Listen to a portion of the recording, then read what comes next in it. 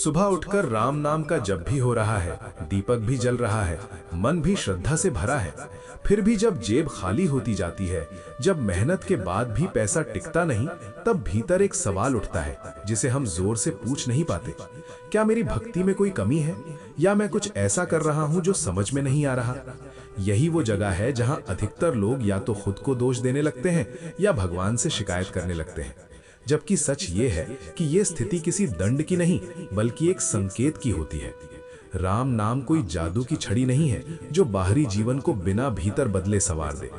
राम नाम तो पहले मन की दिशा बदलता है, चेतना की सफाई करता है और वहीं से जीवन के बाकी फैसलों को प्रभावित करता है।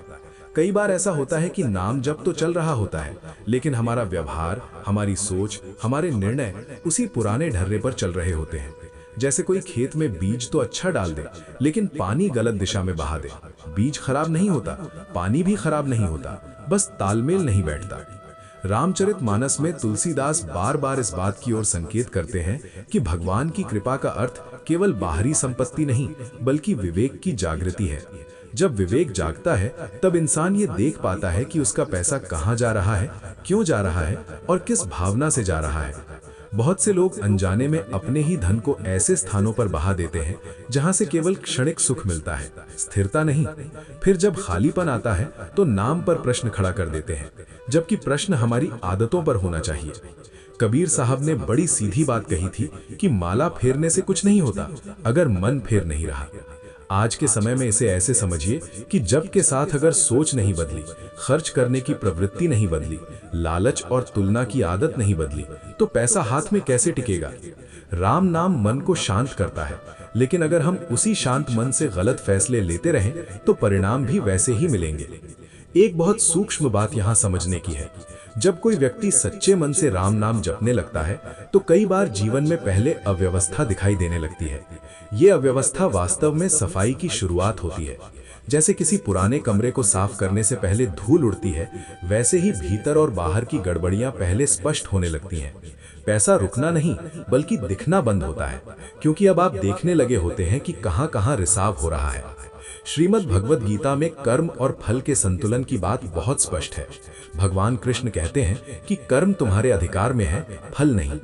राम नाम जप करते हुए अगर हम ये सोच लें कि अब पैसा अपने आप आएगा और टिकेगा, तो ये अपेक्षा ही सबसे बड़ा बोझ बन जाती है। अपेक्षा जब पूरी नहीं होती तो मन खिन्न होता है और वही खिन्नता फिर गलत फैसलों को जन्म देती है। बहुत से लोग नाम जप के साथ ही तुलना करने लगते हैं। फला व्यक्ति भी जप करता है और उसके पास सब कुछ है, मेरे पास क्यों नहीं? ये तुलना भीतर ही भीतर उस विश्वास को खा जाती है जो नाम जप से बन रहा होता है। राम नाम समर्पण सिखाता है, तुलना नहीं। जहां तुलना शुरू हुई वहीं संतोष खत्म हो गया, और जहां संतोष खत्म हुआ वहां पैसा चाहे जितना आए टिकेगा नहीं। सूरदास जी के पदों में बार बार ये भाव आता है कि भगवान से कुछ मांगने से पहले अपने मन को देखो। आज के जीवन में इसका अर्थ है कि खर्च करते समय, फैसले लेते समय, उधार देते समय या लेने समय अपने मन की स्थिति देखो। क्या ये डर से हो रहा है, दिखावे से हो रहा है या समझदारी से? राम नाम जप का सबसे बड़ा फल यही है कि वो आपको अपने ही मन के आईने के सामने खड़ा कर देता है। कई बार ये भी होता है कि हम धार्मिक कामों में भी वही असंतुलन ले आते हैं। दिखावे की दान दक्षिणा, अपनी हैसियत से ज्यादा खर्च या दूसरों को प्रभावित करने की भावना, ये सब बाहर से भक्ति लगती है लेकिन भीतर से अहंकार का खेल होती है। राम नाम विनम्रता सिखाता है, प्रदर्शन नहीं। जब विनम्रता नहीं आती तो पैसा भी उसी रास्ते से निकल जाता है जहां से अहंकार आया था। ये भी समझना जरूरी है कि राम नाम जप का उद्देश्य आपको आलसी बनाना नहीं है। कई लोग अनजाने में कर्म से भागने लगते हैं और फिर कहते हैं कि सब नाम पर छोड़ दिया है। गीता और रामचरितमानस दोनों में कर्म की महिमा स्पष्ट है। जप के साथ अगर कर्म में अनुशासन नहीं आया, समय का सम्मान नहीं आया, तो धन कैसे स्थिर रहेगा? एक बहुत साधारण लेकिन गहरी बात है कि पैसा मन की ऊर्जा के साथ चलता है। जहां मन बिखरा होता है वहां धन भी बिखरता है। राम नाम जप मन को एक जगह लाने की प्रक्रिया है, लेकिन अगर जप के बाद भी दिन भर मन 100 दिशाओं में दौड़ता रहे तो ऊर्जा भी वहीं बट जाती है।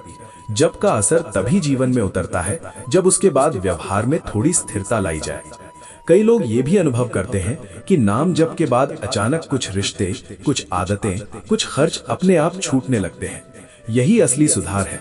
अगर आप इस सुधार को पहचान लेते हैं और स्वीकार कर लेते हैं तो धीरे धीरे आर्थिक स्थिति भी उसी के साथ सुधरने लगती है। लेकिन अगर आप उसी पुराने रास्ते को पकड़कर खड़े रहते हैं तो नाम जप आपको असहज ही महसूस होगा, क्योंकि वो आपको बदलने आया है, बहलाने नहीं।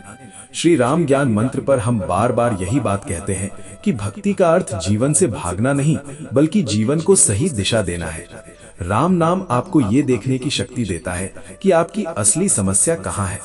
पैसा न रुकना समस्या नहीं, चेतना का असंतुलन समस्या है। जब चेतना संतुलित होती है तो निर्णय बदलते हैं, आदतें बदलती हैं और वहीं से धन का प्रवाह भी व्यवस्थित होने लगता है। अंत में बस इतना समझ लीजिए कि राम नाम जप कोई सौदा नहीं है, ये एक यात्रा है। इस यात्रा में कभी कभी ऐसा लगेगा कि कुछ टूट रहा है, कुछ छूट रहा है, कुछ हाथ से निकल रहा है। घबराइए मत, ये वही चरण है जहां गलतियां दिखती हैं ताकि उन्हें सुधारा जा सके। अगर आप इस चरण में ईमानदारी से खुद को देख पाए तो वही नाम आगे चलकर आपके जीवन में स्थिरता, संतोष और पर्याप्तता लेकर आएगा। अगर ये बात आपके मन को छू गई हो, अगर आपको लगा हो कि कहीं ना कहीं ये आपकी ही कहानी है, तो इस वीडियो को लाइक कीजिए, अपने विचार कमेंट में लिखिए और ऐसे ही गहरे, सच्चे और जीवन से जुड़े विचारों के लिए श्री राम ज्ञान मंत्र चैनल को सब्सक्राइब करना न भूलिए। इस वीडियो को शेयर कीजिए उन लोगों के साथ जो भक्ति और जीवन के बीच संतुलन खोज रहे हैं, और बेल आइकॉन ऑन कर दीजिए ताकि आगे आने वाली ऐसी कथाएं और चिंतन आप तक समय पर पहुंचे।